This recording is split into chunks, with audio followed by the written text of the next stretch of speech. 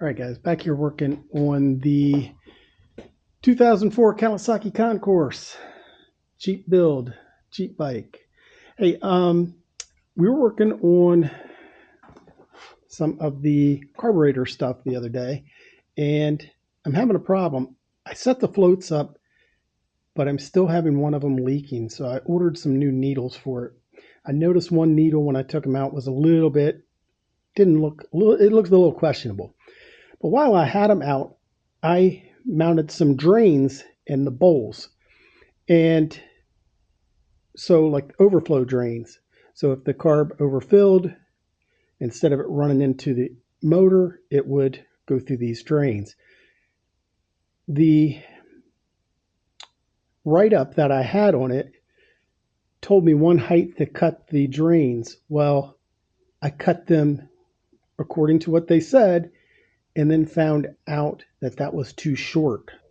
So I'm going to have to remove the carbs again. I've got the float needles coming in any day now, but I want to make new overflow drains, and I'll show you those when I make them. So I'm going to take the carb out. So I'm going to try a different technique to taking this carb out, and it's one I was thinking about the other day, and we'll see if that works, and I'll show you what I'm doing. All right, guys, so here's what I did. I just slid a strap down there and had it pull back on these little boots to try to get everything back and keep the air box back so it was out of the way. I don't know if it was really that much helpful. It did come out pretty easy, but it could be because I've pulled this thing so many times so far and kind of know how to do it now. But I don't think it really helped. So let me get this carb apart and I'll show you these drains I'm talking about. All right, guys, so here's the drain tubes that I put in. You drill a hole out in the bottom. I can't remember the sizes right off the top of my head of what I used to drill it out, but I'll try to remember to check that and put it in the description at the bottom. But when the write-up that I looked at, it said to cut these off about 4 millimeters above the float bowl. Well, that's wrong. And I thought when I was looking at it, I'm like, that doesn't look right, because I know these carbs sit at a little bit of an angle, and it's more than 4 millimeters from the top of the bowl up to the carb. So that's what I went with, which was wrong. So now all mine are too short. I'm going to have to try to pull them back out. Luckily, I have more. It's this 1/8 tubing that I used. It's supposed to be 8 to 10 millimeters above the bowl. So I'm going to double check that before I cut my next ones.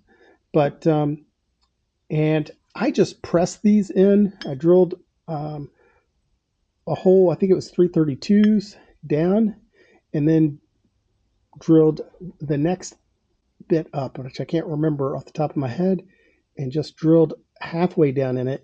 And then I sanded down the edges of this brass tube to make it, a little thinner. And then I was trying to do it with my vise, and I couldn't get it to go in straight.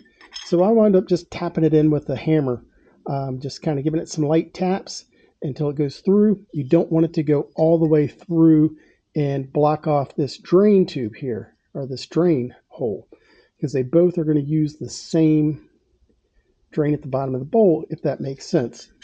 So you can take this drain plug out here, and you can take a punch or something that's small enough to make it through, and you can see it comes out in this little groove right here. I hope that's on camera. It'll come out in that little groove. So so what this does is it creates a straight through to the drains, so that if your float sticks and fills up, it won't fill your cylinders up with gasoline. It will just start draining out of this hole. Now, yes, it'll start draining in your garage, and you might have a nice puddle in your garage by the time you notice it, but it's better than having it pump into your bike that you don't notice it. And then when you go to start it, you bend a rod. So I have got some needles coming in. I'm going to replace these needles. I think they're okay. I think it's just these drains is why I was having gas pour out.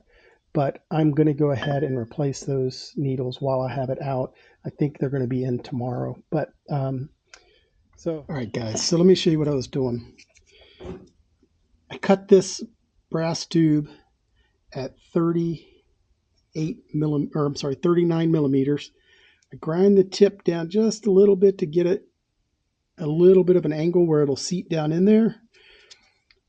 I have some of this Loctite gas and oil resistant glue. Seal it up a little bit better, but it seems to seal okay when I punch it in. It's just like I said, I made them too short last time. So you just have to kind of get it lined up here, get it straight. I just take a little hammer, tap it down in there, try to get it started.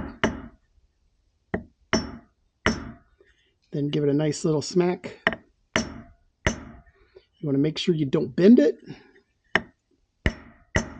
And you don't want to smack it down too far where it goes in the hole of the drain and hit the drain plug. So I usually back the drain plug way out or even take it out. This one I forgot to take out before.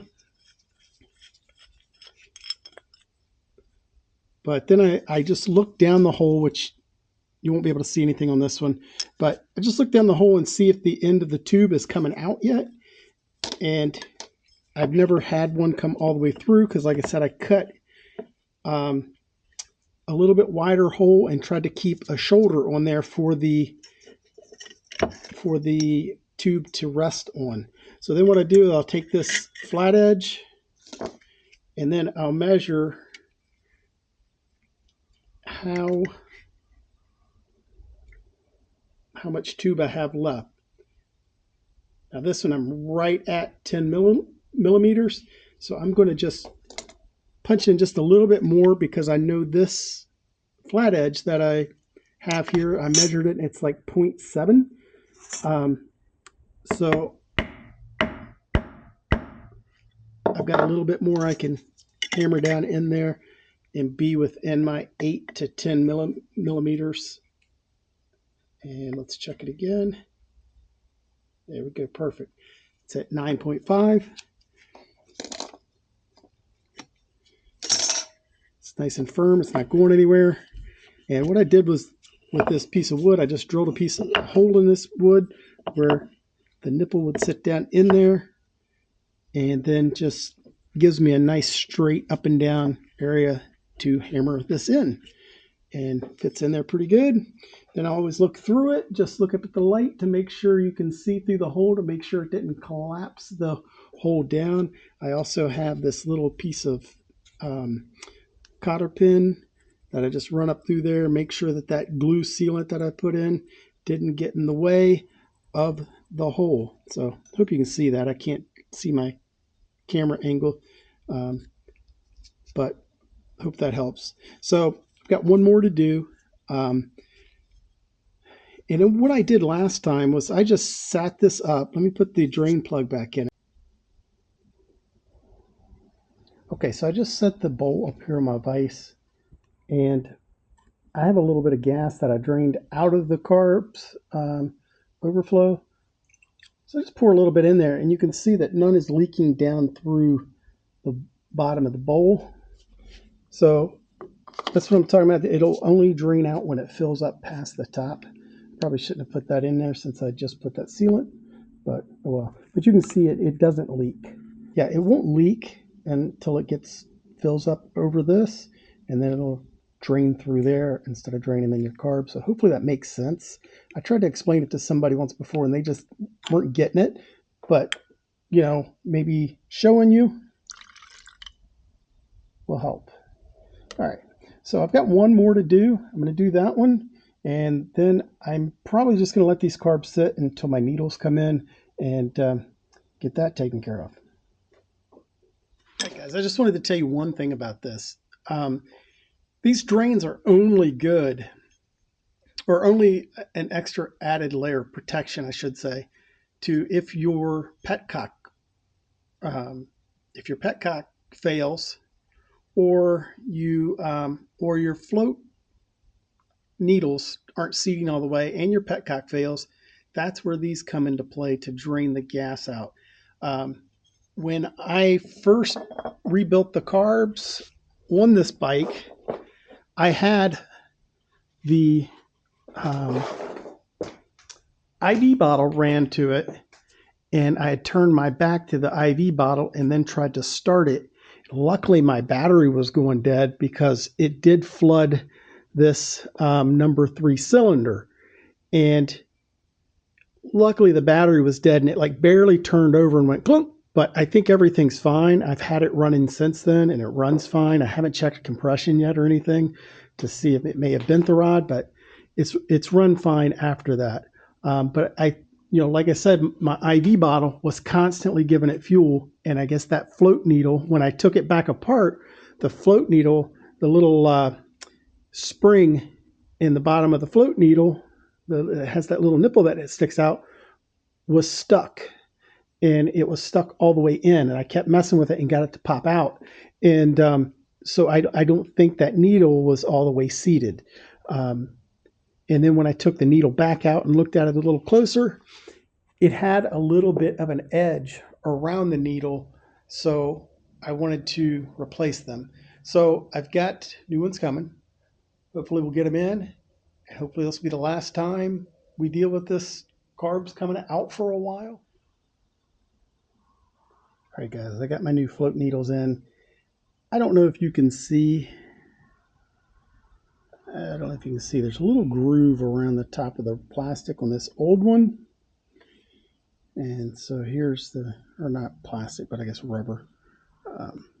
Here's the new one. So we're going to try to put these in and check my float height again, and we'll see if we can get this back together. I've got it up here, and I checked all the floats and got the floats all correct. And how I did that was filled it up with gas, and I held up this little plastic tube up here like so, and I loosened the drain and watched how high this tube, or low, how high or low this tube filled up. It should stop even with the top of the float bowls. And so I've got them all at that point, so we should be good. And it made the drain tubes longer, so they should work. And so now I'm going to put it back in the bike. I didn't video any of that because it is extremely cold out here today. And I was just trying to get things done. I couldn't run my heat because I have gas spilled everywhere because doing this with gas. And so I didn't want to take a chance of blowing myself up. So I didn't do any video on it, but just showing you how to do it. If it comes up here too high, you need to adjust your floats. If it comes too low, you need to adjust your float the other way. So you'll have to play around with it. But if you have a book, it shows you how to do it in the book, and do it that way. So I'm going to get ready to put this back in the bike. Actually, I don't know if I'm going to do it today. It's so cold out here, I can hardly feel my fingers. So tomorrow is supposed to be warmer, and hopefully the gas fumes will make it out of my garage by then, and I can run some heat if it's not. So I'm going to try to be back out here tomorrow and do some more. We'll get those carbs back in the bike and try to get it running enough to balance these carbs. All right, guys, we've wrestled the carburetors back in. They're getting easier the more times I take them off, which normally happens with things like this. But I did think it helped with putting this strap in here and kind of folding the boots over a little bit. It helped me slide the carburetor in, and then I could push it down into place. And then I kind of like these bars right here because you can kind of put your butt against them and put your arm in there and give you something to pry in on and kind of pushing the carburetor back into the front boots. So I'm going to go ahead and tighten all these front ones down. Sorry if the camera just went crazy. Tighten these front ones down, and then I'm going to get these back ones and move them work them into place and move the whole airbox forward. And hopefully this is the last time in a while we had to take this carb off. I did, while I had this off this time, I forgot to do this last time, but I went ahead and lubed the choke cable also, because I totally forgot to do that cable when I did the rest of the cables. So that's nice and lubed up. And so we're going to get this back one here, get it the rest of the way on. And it looks like I may have run this airline wrong, but it has to come off anyhow when we go to balance the carbs, so I'll fix it then. But I think it was supposed to go behind the throttle cables there, but we'll get that fixed when we're balancing the carbs out. So let's get ready to finish putting the rest of this together. All right, guys, it's a beautiful rainy day here, and but I went ahead and got the bike warmed up. I synced the carbs. I did not do a video on syncing the carbs because it was just too difficult. I haven't done it enough times to be proficient in it, but I did get it adjusted properly where all the lines were pretty much lined up pretty close to each other, and it seems to be running really good. I can start it up and rev it up and it comes back down. No carbs are leaking, so that's a plus. And so I think we're done with this part of it. I think we're done with this part of the carbs. The carbs seem to be good now, thankfully. No leaking, and no nothing coming out the overflows. And yeah, so that's a good thing. So I am going to probably wrap this part of the video up and get ready to put the tank and the seat and all that good stuff back on this bike. And we'll see what else we have left to do on it. So thanks for watching this. Please like, subscribe. I'm sorry I couldn't do the sync, but hopefully this will help you out some with your carbs.